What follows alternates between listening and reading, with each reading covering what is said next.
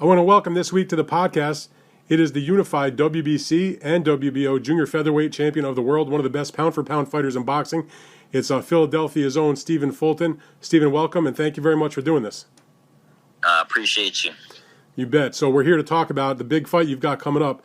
You're heading over to Japan to take on, in a title defense against Naoya Inoue, also one of the best fighters in the world pound for pound. He's moving up in weight, having vacated the bantamweight undisputed championship to challenge you for your titles at 122 pounds. And I think most boxing fans, Stephen, think this is literally one of the best fights that could be made in boxing. You know, one of the best matchups that's available in the sport. And so I think we all appreciate that this is being made. But I'm wondering, from your point of view, what was it that made you so interested in this particular matchup? You could have had other fights in your weight class, or out of your weight class for that matter. It was an intriguing fight. It was something that made sense, as well as why not, finish the division off with a bang like this. And I also seen like this fight, like me being out in Japan years ago. I seen this. Like I feel like everything was meant to happen this way. So no reservations about going to Japan, or you seem like you're embracing the trip, no problem. Yeah, I'm embracing it. You said, by the way, finish off the division with a bang. Does that mean that after this is done, that your intentions are to go to featherweight? I believe they made the winner. I believe Tapales is mandatory to face the winner. So I might as well go on to get that and then, move up. Oh, I got you with that. But obviously you got to take care of this fight first. And so one of the things that intrigues me about the fight, besides just the great matchup, is that, on the business side of things, Stephen, boxing matches between promotional companies and TV networks, et cetera, they're hard to make sometimes. We've seen what happened trying to make Errol Spence and Terrence Crawford, for example, for all this time it's taken. It feels like when you and Inoue started to have the conversations, or your teams did, the fight got made in like 5 minutes. Can you explain to me why it was so easy, at least from the outside looking in, for this kind of matchup, a significant fight like this, to get made so quickly with no drama, with no nonsense, no A-side, no sides of the street, no nothing. It just got done. I mean, it was something that I wanted to happen, so I was given a blessing. So I feel like when you really want things to happen, y'all, two men can sit down and, make it happen. And that's what we did. I feel like over the phone, I spoke with Al and my matchmaker, Lou, and all of them, and Al said, like, that's that. What you want to do, let them do it. And now we're here. And I have to assume also, at least from your point of view, in terms of the landscape of other fights that you could have pursued, I think this has to be the biggest fight from a profile standpoint as well as the money, correct? Yes, correct. Well, that answers a lot of questions right there, I guess. So what is your opinion of Inoue? I mean, those of us who have watched him for a long time, we view him as, I think, one of the best fighters pound for pound. He's been a champion in 3 different weight classes, the first undisputed bantamweight champion in literally like 50 years. What do you think about his talents? He's very talented. He's skillful. He's more known for his power than anything, but he's very skillful. From what I see, he's a smart fighter, but I also feel like no one was in the ring with him to really challenge those mental skills yet.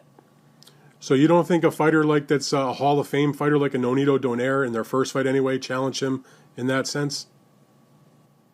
I feel like in that first fight, I wouldn't say Nonito challenged him mentally. I feel like Nonito just, is a dog. So I feel like that's what he wanted to do, and that's what got him hurt the second fight. By him just, trying to take the fight. He wasn't really being a smart fighter the first fight, or that second fight. The first fight, it was like, it was a nice fight. But the second fight, Inoue was like already used to his style, already used to him. He came in the second fight with more confidence the second time, so it was like, it was a good fight. Yeah, in the first fight, I don't really feel like anyone really challenged him mentally yet. And that first fight, of course, they had the fight of the year. What I'm also interested in your opinion of this. I mean, I understand you've explained, your desire for this fight. What do you think it says about him? He becomes undisputed in the bantamweight division, and he makes a lot of money in Japan. He brings in a tremendous amount of fans in the arenas where he packs them in over there. So when he decided to move up to junior featherweight, he could have probably had a fight just to sort of like feel out the weight class, take a softer fight, get used to things, still put on a big event. but he didn't do that. He decided, you know what? I'm going after the best guy in the weight class, and that's Stephen Fulton. I don't think anybody argues the point that you're number one in the weight class. He went right for number one right out of the gate. What do you think that says about his mentality? It speaks volume. That's something that I would have did myself. So it speaks a lot. Well, you mentioned about how he's known for his great punching power. He's got 21 knockouts in his 24 fights. But I think most people recognize that his greatest attribute as a puncher is a body puncher. He's just ruined guys to the body many, many times. I'm wondering, when you get ready for this fight, when you train for this fight, is that something that you're very cognizant of? And how do you go about making sure that you protect your body against a guy like Inoue? I'm very aware of my situations when I go in any fight. So when I don't just train to train. I train for each fighter that I'm going up against. So I feel like I'll be ready and prepared to take on whatever he dishes out that night. And this is also going to be, he fought in December when he became the undisputed champion in bantamweight division. This will be your first fight in 13 months. You've had a bit of a layoff. You're coming off a very good win, a shutout basically against Danny Roman, who was the former unified champion in your weight class. What was it about, what was the reason for such a long layoff, and are you at all concerned about the time off? The reason was I was waiting to see what MJ was going to do, and they was prolonging, and now look what happened to him. So he lost to Tapales. Yeah, exactly. So that waiting and prolonging, and he came up short. Do I think it'll be a factor? No, I don't think it'll be a factor. I feel like I actually gave my body enough rest. Okay. I look at it that way. My body rest, my mind rest, not enough punishment for over a year. I'm gonna be. I feel like I'm gonna come out fresh. You know how it is when you don't know how it is. I don't know how it is. Boxing standpoint, like when you fight, you win. You get like a month or a couple weeks off. That first day back in the gym when you spar, you look amazing. And I feel like that's how it'll be. All right, that's good to hear about that. You mentioned about what you might want to do after this fight, depending on how things go. I guess first of all, I know you're the champion, but because he's the guy over there, did he require you to give him a rematch clause? So you're free and clear. The people don't see this. You're shaking your head no. So you're free and clear to do your thing after this. And so you mentioned about maybe some other fights. I mean, are you Brandon Figueroa? You guys had a great first fight. The rematch was sort of in play before you made the deal for Inoue. There's the possibility of featherweight. Obviously, Ray Vargas is with PBC. Robeisy Ramirez, who's got a title, is on your undercard coming up. And there's Tapales, who's the unified champion. What interests you besides? I know you're thinking about Inoue, but people always like to think about what might be after.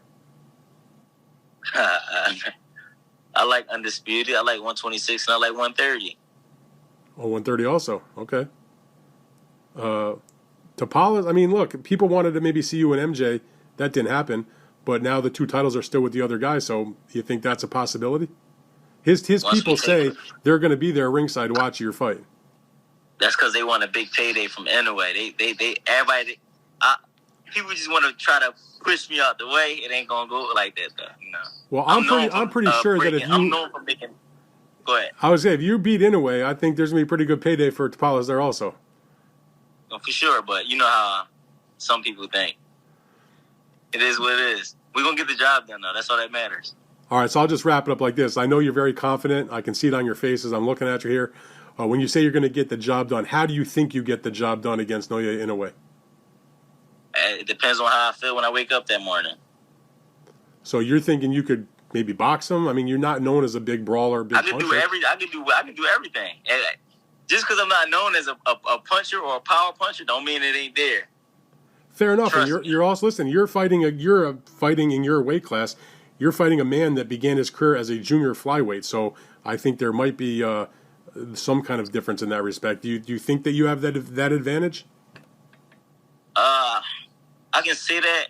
I also feel like I have the advantage of me fighting outside of my country because my back will be against the wall. So I have no other option but to live up to the moment and, do what I got to do. It's a very interesting mentality because most fighters, when they travel, I think they look at it as a negative in terms of not being something that's in their on their side of the ledger, that you're going to the other guy's hometown. You seem to be taking it the other way. Yeah. I like that. All right. I'm the underdog. Hey, listen, the underdog makes the world go round. We saw it happen with a lot of fights over the years, no doubt about it. Steven, I wish you best of luck in the fight and enjoy your trip to Japan. Hope you get some, after the weigh-in, some good sushi, I guess. And enjoy your trip. Enjoy your fight, and good luck. Thank you.